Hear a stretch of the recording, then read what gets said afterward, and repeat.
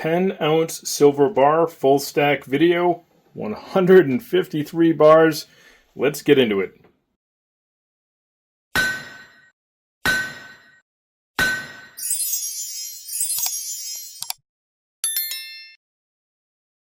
Hello everyone, Silverstruck here. Welcome to the Silverstruck channel.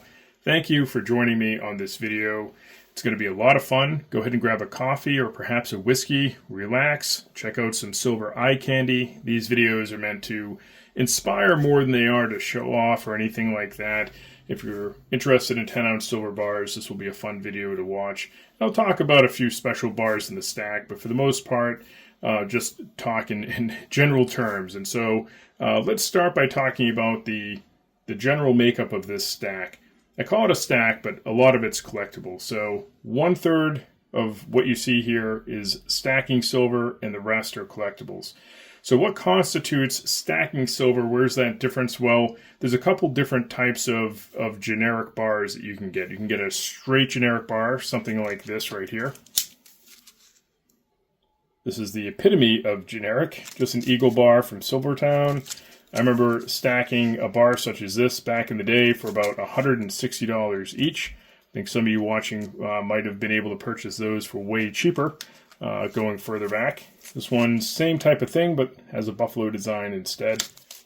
So these are just really kind of classic generic bars, if you will. Nothing special about them, just good weight. Something like a premium stacking bar, which I got into quite a bit, would be something like this Germanium mint bar. What makes this a little bit more premium, it's a nicer finish, it's a better fineness, 4/9 fine, has a serial number, the hologram on the reverse. So this is what you would call a premium bar. You'd expect to pay maybe another $1 or $2 over the price of a generic bar. And I don't really see where that's hurt the stack so much, having nicer bars like that, a little bit more desirable. I don't mind spending $1 or $2 more, especially now with silver being $50 an ounce. What would it have mattered if I spent $25 on this Germanium mint bar instead of $23? So another cool example, I have 10 of these. These are poured bars, MPM, Modic Precious Metals. Big fan of their silver. You can see here, this one has a really nice dimple in the reverse. Poured silver is great. Great in the hand. You don't have to worry about gloves or anything handling it. And you're not going to really tarnish it. So poured silver, just wonderful. That's an example of something that might go for a little bit more of a premium out there. And then something that would cross over into maybe a modern collectible. I'm going to pick on this guy back here. I don't talk about bars like this often. And I only have one. This is an old Atlantis mint bar from back in the day. So Atlantis mint, they're no longer in production as far as I understand it. They were trying to come back there, but I don't know if they really did. But this is obviously a 10-ouncer poured bar. You know who got me into these, even though I don't have too much of this type of silver, is an early influencer for me, checking out just tons and tons of silver with Silver Slacker. I would always enjoy watching Silver Slacker's channel.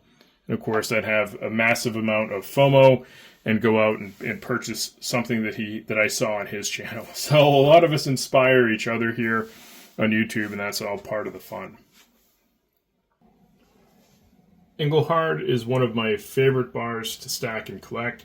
I've not been able to add too many since that last video I was talking about, but here we have a little close-up shot of some of those Englehards, and a new acquisition in the last year or so has been this Silvertown counterstamp bar that is an Englehard-made product. Probably the most rare bar on the table at a vintage of in and around 50 bars, so that was a really cool pickup.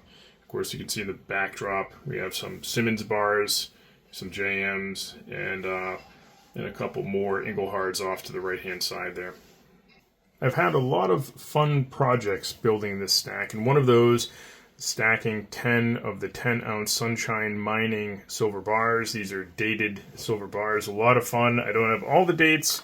I do have 10 of the bars, though, so I succeeded in that quest. Here we have a 1984. So it says Sunshine Mining. Got that serial number at the bottom. It says Sunshine Bullion on the reverse.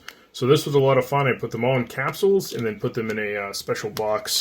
And that ended up being really good for storage, so you don't damage any of that plastic for the bars. That was probably the most fun I had stacking bars, having that goal set. in being able to stack in that method. I've also learned a lot of lessons along the way, one of which is vintage versus retro. There are differences sometimes, and now we have Englehard that's being reproduced now in modern times, Johnson Matthey as well, and also Silvertown. So one great example would be this Silvertown bar right here. This is a retro bar. It's a beautiful bar. It's really appealing, and you can see the pour lines there. But check out the weight stamp, 0.999 FS. Remember that? I'll show you an authentic one, not a retro bar. Great pour marks. I mean, what's not to love with a bar like this? But it's not vintage. It's modern. So it's a retro bar. Probably going to be collectible at some point. I think they stopped producing those. So an authentic 10-ounce Silvertown would be something like this. There's many different varieties. This is the only one I have in my collection. But remember I told you about the fineness? So this says 0.999 fine, not FS. So if you want authentic Silvertown bars, authentic vintage ones, then you want to look for that 999 fine and not the FS. This one has a serial number, which is nice. And then the reverse is a waffle back. So pretty cool. A couple different reverses to collect with the Silvertowns. And this is the only one, like I said, in my stack. I just wanted one example. Sometimes I'll only pick up one of something just to have it. Good example of that would be the famous OPM mushroom bar. This is also a modern bar, but just collectible. It has that mushroom privy right there. So a highly collected bar. This one has beautiful detail in the reverse. Pour marks all over the place. Just a fun bar. I do enjoy those poured bars and all the character that they have. One of my favorite modern bars in the stack that you just don't see a lot these days on YouTube is the Scottsdale Tombstone bar. And I have 5 in the stack. Purchased these a while back, probably 4 or 5 years ago.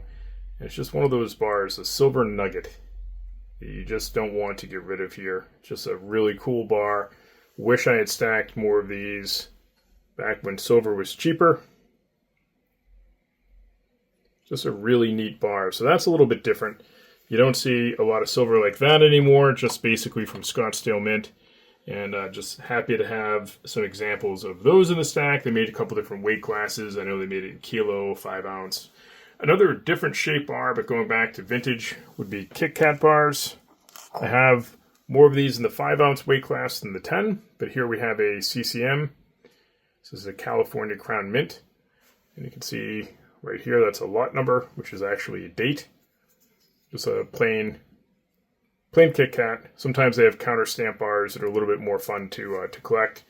But the 10-ounce bars that I have in the stack are all pretty much the same. All the same lot number and all of that. But that's a neat, different size bar. Speaking of bars with different shapes, here we have some old school vintage poured bars. A lot of different refiners used shapes such as this. Pretty neat. Some of them are odd weight, which is kind of cool. Odd weight bars. This one's obviously a later Omega bar. You can find a whole bunch of different refiners used shapes just like this. Some of them having pigtails on the end, like this TSRC bar.